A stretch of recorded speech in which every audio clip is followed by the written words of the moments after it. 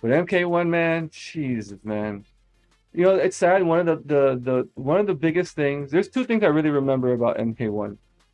The very first thing was one of the exciting things when they introduced John Claude Van Damme, right, and as a skin.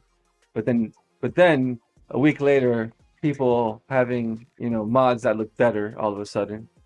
Uh, and then the other thing that I remember about MK1 the most, which is kind of sad, is having to pay for fatalities. Um, you know, in-app purchases were brought on by the mobile market, and it has translated so hard into the console market for some of these games that it's depressing, bro. Like people be charging for everything now. But when I heard they were charging for fatalities, I'm like, come on now. I was like, are special moves coming next? Like, what is happening? And I, I'm like, is this really like gonna become like pay for win? Like your character's gonna start with like no moves. Yeah, it's crazy, and I want to blame Warner Brothers a lot on this. They are like money greedy, hungry people.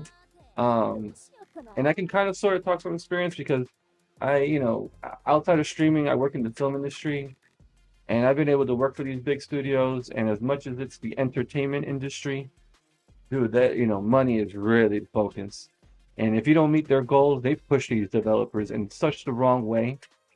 Um, where it's like, oh, if you don't meet these millions and millions in dollars, we're gonna cut these many people, or we're just gonna end the game.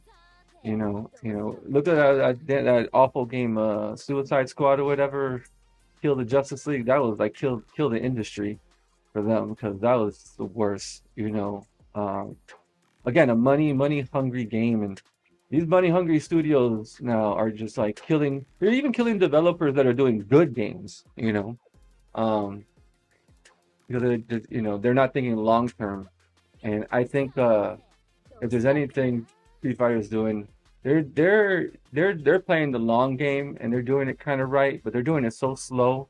But sometimes I think about they're doing it slow because they don't want to overwork their employees, is what I would like to say. They kind of deserve it though. No, yeah, absolutely, bro.